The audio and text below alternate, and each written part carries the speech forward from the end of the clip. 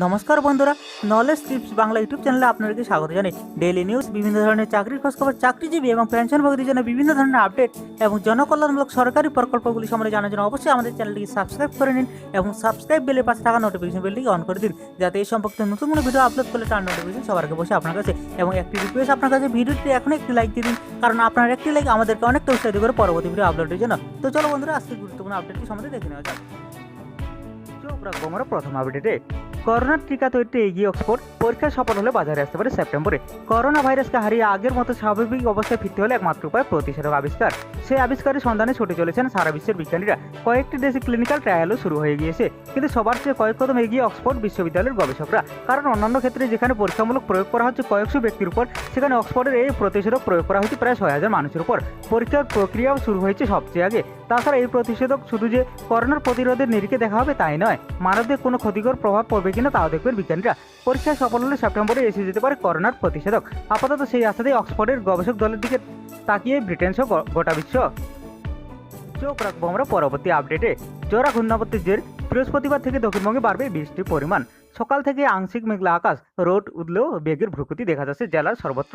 কাল থেকে বৃষ্টির পরিমাণ বাড়তে পারে উত্তরবঙ্গে। শুক্রবার দক্ষিণবঙ্গে ভারী বৃষ্টির পূর্বাভাস জানার আলিপুর আবহাওয়া দপ্তর। আগামী 24 ঘন্টাতেও বিক্ষিপ্ত বৃষ্টির সামান্য সম্ভাবনা দক্ষিণবঙ্গে। বাতাসে জলীয় বাষ্পের পরিমাণ বেশি থাকা বাড়বে আর্দ্রতাজনিত অস্বস্তি। কলকাতায় আংশিক মেঘলা আকাশ, রাতের দিকে সামান্য ঝড় বৃষ্টির সম্ভাবনা রয়েছে। তবে বৃহস্পতিবার রাত থেকে শুক্রবার সারাদিন চলবে ঝড় বৃষ্টি। উত্তরবঙ্গের জেলাগুলিতে অবশ্য ঝড় বৃষ্টির সম্ভাবনা কম। বিক্ষিপ্তভাবে সামান্য ঝড় বৃষ্টির সম্ভাবনা রয়েছে দক্ষিণবঙ্গে দু একটি জায়গায়। বৃহস্পতিবার উত্তরবঙ্গে দার্জিলিং, কালিম্পং, জলপাইগুড়ি ও উত্তর দিনাজপুরে রয়েছে ভারী বৃষ্টির সম্ভাবনা। দক্ষিণবঙ্গের নদিয়া, মুর্শিদাবাদ ও উত্তর 24 পরগনা ভারী বৃষ্টির সম্ভাবনার কথা জানায় হাওয়া অফিস। বজ্রবিদ্যুৎ সহ বিক্ষিপ্ত বৃষ্টি হবে অন্যান্য জেলাগুলিতেও। তবে শুক্রবার থেকে বৃষ্টির পরিমাণ বাড়বে দক্ষিণবঙ্গে, বৃষ্টি কমবে উত্তরবঙ্গে। দক্ষিণবঙ্গের বীরভূম, বাঁকুড়া, পুরুলিয়া, পশ্চিম বর্ধমান, মুর্শিদাবাদ জেলায় 70 থেকে 110 কিলোমিটার অর্থাৎ ভারী বৃষ্টির সম্ভাবনা রয়েছে বলে জানা যায়। শনিবার পর্যন্ত বৃষ্টি হবে দক্ষিণবঙ্গে, তারপর পরিষ্কার হবে আকাশ। আজ সকালে সর্বনিম্ন তাপমাত্রা 22.6 ডিগ্রি সেলসিয়াস। গতকালের সর্বোচ্চ তাপমাত্রা ছিল 28.8 ডিগ্রি। বাতাসে জলীয় বাষ্প পরিমাণ 68 থেকে 93%। এই পর্যন্ত বৃষ্টি হচ্ছে 1.2 মিলিমিটার। চোখ রাখবো আমরা পরবর্তী আপডেটে। আরোগ্য সেতু নিরাপদ বললে তবেই অফিসে ঢোকা যাবে, না হলে হোম কোয়ারেন্টাইন, নয়া নির্দেশিকা কেন্দ্রের। করোনা ভাইরাসের সংক্রমণ রোধে আগে আরোগ্য সেতু নামে একটি অ্যাপ্লিকেশন বানিয়েছিল কেন্দ্রীয় সরকার। এবার সেই অ্যাপ নিয়ে নতুন নির্দেশিকা জারি করলে কেন্দ্রীয় সরকার। ইতিমধ্যে বিজ্ঞপ্তি কেন্দ্রীয় সরকারের অধীন সমস্ত অফিসে পৌঁছে গেছে। বিজ্ঞপ্তিতে বলা হয়েছে কেন্দ্রীয় সরকারের অধীনস্থ সকল কর্মীকে তাদের মোবাইল ফোনে আরোগ্য সেতু অ্যাপ ডাউনলোড করে রাখতে হবে। একই নির্দেশ দেওয়া হয়েছে কেন্দ্রীয় সরকারের অধীনে কর্মরত সমস্ত আউটসোর্স কর্মীদের ক্ষেত্রেও। অফিসে ঢোকার আগে এই অ্যাপের মাধ্যমে নিজের স্বাস্থ্য পরীক্ষাও করতে হবে। কেন্দ্রীয় সরকারের জারি করা নির্দেশিকা বলা হয়েছে আরোগ্য সেতু অ্যাপের মাধ্যমে দেখে নিতে হবে নিজের স্ট্যাটাস, অর্থাৎ এই অ্যাপ যদি সেফ অথবা লো রিস্ক দেখায় তবেই সেই কর্মী অফিসে ঢুকতে পারবেন। একই সঙ্গে বলা হয়েছে যেসব কর্মীরা এই অ্যাপে মডারেট বা হাই রিস্ক স্ট্যাটাস দেখবেন তাদের আর কর্মক্ষেত্রে যোগ দেওয়ার প্রয়োজন নেই। তবে সেই কর্মীদের ক্ষেত্রে 14 দিনের সেলফ আইসোলেশন বাধ্যতামূলক। আরও বলা হয়েছে আরোগ্য সেতু অ্যাপে কর্মীরা যতক্ষণ সেফ বা লো রিস্ক স্ট্যাটাস দেখবেন ততক্ষণ তাদের আর কাজে যোগ দেওয়ার প্রয়োজন নেই। চলতি মাসের প্রথম দিকেও করোনা ভাইরাসের সংক্রমণ রুখতে এই অ্যাপ তৈরি করেছিল কেন্দ্রীয় সরকার। ইতিমধ্যে এই অ্যাপ ব্যবহারের নির্দেশ দিয়েছে সেন্ট্রাল বোর্ড অফ স্কুল বা সিবিএসসি। আরোগ্য সেতু অ্যাপ সক্রিয় করে রাখতে ব্লুটুথ অথবা লোকেশনের মাধ্যমে আপনার আশেপাশে কোনো করোনা আক্রান্ত রোগী আপনার কাছাকাছি আছে কিনা জানতে পারবেন। আর থাকলে সেই ব্যক্তি তার থেকে ঠিক কতটা দূরে রয়েছে তারও সূচনা দেবে। স্বাস্থ্য মন্ত্রকের মাধ্যমেই এই তথ্য সরবরাহ করা হচ্ছে। অ্যাপে গোপনীয়তা রক্ষার বিশেষ ব্যবস্থা নেওয়া হচ্ছে। আমরা পরবর্তী আপডেটে। সেপ্টেম্বরে ভ্যাকসিন বাজারে আনতে পারে সেরাম, বছরে তৈরি হবে 6 কোটি, জানালো আদর পুনাওয়ালা। সেপ্টেম্বরের মধ্যেই চলে আসতে পারে কোভিড ভ্যাকসিন। বছরে প্রায় 6 কোটি ভ্যাকসিন বাজারে আনা হবে, এমনটাই জানালেন সেরাম ইনস্টিটিউট অফ ইন্ডিয়ার সিও আদর পুনাওয়ালা। অক্সফোর্ড ইউনিভার্সিটির সঙ্গে হাত মিলিয়ে কোভিড ভ্যাক্টর ভ্যাকসিন তৈরি হচ্ছে ভারতে। আদর বলেছিলেন অক্সফোর্ডে এই ভ্যাকসিনের পরীক্ষামূলক প্রয়োগ মানুষের শরীরে সফল হলে ভ্যাকসিন তৈরির প্রক্রিয়া শুরু হয়ে যাবে। তবে সেরাম জানাচ্ছে এতদিন অপেক্ষা না করে ভ্যাকসিন ক্যান্ডিডেট তৈরি রাখা হবে। প্রয়োজনে ভারতেও ট্রায়াল শুরু হবে। সব ঠিক থাকলে আশা করা যায় সেপ্টেম্বরের মধ্যে ভ্যাকসিন চলে আসবে বাজারে। ছোট ছোট ডোজে ভ্যাকসিন প্রয়োগ করা হতে পারে বলে জানিয়েছেন সেরাম সিইও। পরবর্তী আপডেটে। কাশ্মীরে এনকাউন্টার, সেনার গুলিতে জখম 2 জঙ্গি। সাত সকালে উত্তপ্ত কাশ্মীর। জম্মু কাশ্মীরের শোপিয়ানে সারা রাত ধরে এনকাউন্টার চালালো ভারতীয় সেনা। অবশেষে নিকেশ করা গিয়েছে 2 জঙ্গিকে। শোপিয়ানের মেলহুরা এলাকায় 3 জন জঙ্গি লুকিয়ে থাকার খবর পেয়ে তল্লাশি শুরু করে সেনা। আচমকাই গুলি ছুটতে থাকে জঙ্গিরা, পাল্টা জবাব দেয় সেনাও। রাতভর লড়াইয়ের পর 2 জঙ্গি দেহ উদ্ধার হয়েছে। তৃতীয় জঙ্গি এখনও লুকিয়ে রয়েছে বলে খবর। তার সন্ধানে তল্লাশি চলছে গোটা এলাকায়। সেনার 55 নম্বর রাষ্ট্রীয় রাইফেলস, শোপিয়ান পুলিশ ও সিআরপিএফের যৌথ উদ্যোগে চিরুনি তল্লাশি চলছে এলাকায়। কাশ্মীর জোনে পুলিশের পক্ষ থেকে জানানো হয়েছে 2 জঙ্গি দেহ উদ্ধার করতে পেরেছে সেনা। আরও এক জঙ্গি কোথাও লুকিয়ে রয়েছে, তাকেও খুঁজে বের করা হবে। এলাকাকে সিল করে দেওয়া হয়েছে। আমরা পরবর্তী আপডেটে দেশে একদিনে মৃত্যুতে রেকর্ড, নতুন আক্রান্ত প্রায় 1900। দ্বিতীয় দফা লকডাউনের মেয়াদ শেষ হচ্ছে 3 মে।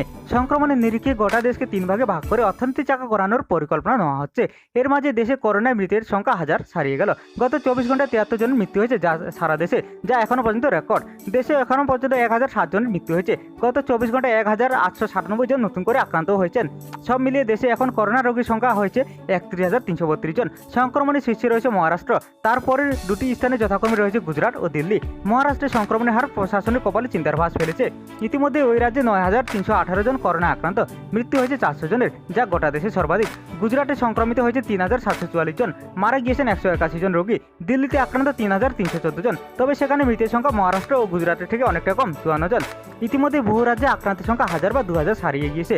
মধ্যপ্রদেশে আক্রান্ত 2,387 জন, রাজস্থানে 2,364 জন ও তামিলনাড়ুতে 2,058 জন। তেলেঙ্গানার 1,004 জন সংক্রমণের শিকার। সারা দেশে এখনো পর্যন্ত 7,696 জন সুস্থ হয়ে উঠেছেন। সংক্রমণ, মৃত্যু ও সুস্থ হয়ে ওঠা এই 3টি ক্ষেত্রে দেশের মধ্যে সর্বোচ্চ স্থানে রয়েছে মহারাষ্ট্র।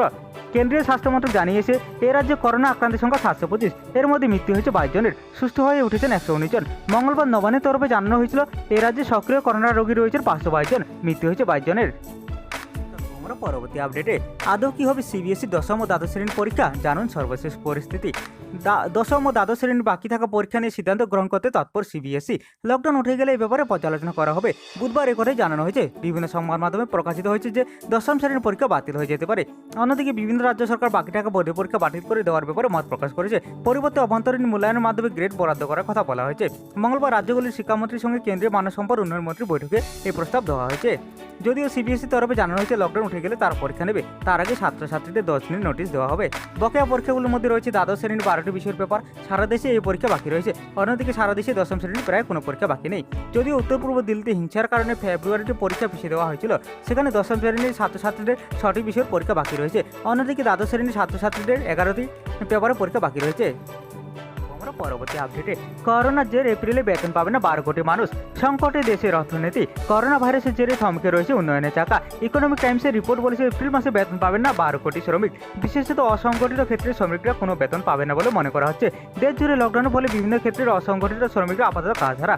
তাদের রোজগার বন্ধ মার্চ মাস থেকে, ফলে এপ্রিল মাস জুড়ে কাজ না হয় তারা বেতন পাবেন না বলে ধারণা দিচ্ছে ওই রিপোর্ট বলছে শুধু বেতন না পাওয়াই নয়, কাজ হারাতে পারে অসংখ্য মানুষ। করোনার জেরে দ্বিতীয় দফা লকডাউনের শেষ কয়েকদিন বাকি। সূত্রের খবর বাড়তে পারে লকডাউন, সেক্ষেত্রে কাজ না পাওয়ার ও কাজ হারানো মানুষের তালিকা ক্রমশই দীর্ঘ হচ্ছে। চোখ রাখবো আমরা পরবর্তী আপডেটে। সম্পর্কে অবনতির ইঙ্গিত, প্রধানমন্ত্রী নরেন্দ্র মোদীকে আনফলো করল হোয়াইট হাউস। নরেন্দ্র মোদী এবং ডোনাল্ড ট্রাম্পের বন্ধুত্ব আন্তর্জাতিক মহলে সর্বজনবিদিত। দুই রাষ্ট্রনেতার সম্পর্কে হৃদ্যতা নিয়ে কোনো প্রশ্ন এতদিন ছিল না। এরা ভারত ও আমেরিকায় ক্ষমতায় আসার পর দুই দেশের সম্পর্কের উন্নতি হয়েছে বলে দাবি করা হয়, কিন্তু হঠাৎই যেন সেই সম্পর্কে ছন্দপতন হলো। প্রধানমন্ত্রী নরেন্দ্র মোদীকে টুইটারে আনফলো করে দিল মার্কিন প্রেসিডেন্টের সরকারি বাসভবন হোয়াইট হাউস। মোদীর ব্যক্তিগত টুইটার হ্যান্ডেলের পাশাপাশি ভারতের প্রধানমন্ত্রী দপ্তর এবং রাষ্ট্রপতির দপ্তর সহ ভারতের সঙ্গে সম্পর্কিত মোট 5টি টুইটার অ্যাকাউন্ট আনফলো করেছে মার্কিন প্রেসিডেন্টের সরকারি বাসভবন। চোখ রাখবো আমরা পরবর্তী আপডেটে। পেট্রোলে 6 টাকা, ডিজেলে 5 টাকা, এক ধাক্কায় দাম বাড়িয়ে দিল ভারতের এই রাজ্য। আর্থিক মন্দার জেরে বিশ্বজুড়ে কমছে অপরিচিত তেলের দাম। এই পরিস্থিতিতে লকডাউন উঠলে ভারতীয় পেট্রোল ডিজেলের দাম কমবে বলে অনেকে আশা করেছিলেন, কিন্তু দাম কমাতে দূরে থাক, উল্টে এক ধাক্কায় পেট্রোল এবং ডিজেলের দাম লিটার পিছু 6 টাকা এবং 5 টাকা করে বাড়িয়ে দিল নাগাল্যান্ড সরকার। উত্তর পূর্বের রাজ্যটির দেখা দেখি দেশের অন্যান্য রাজ্যেরও একই পথে হাঁটার সম্ভাবনা উড়িয়ে দেওয়া যাচ্ছে না। আসলে পেট্রোল এবং ডিজেলের দামের উপরে কোভিড সেস বসানোর সিদ্ধান্ত নেয় নাগাল্যান্ড সরকার। মঙ্গলবার থেকে এই সিদ্ধান্ত কার্যকর করা হয়েছে। রীতিমতো বিজ্ঞপ্তি দিয়ে সে কথা জানিয়ে দিয়েছেন রাজ্যের মুখ্য সচিব এবং ফিনান্স কমিশনার সেন্টিয়াঙ্গার ইমচেন।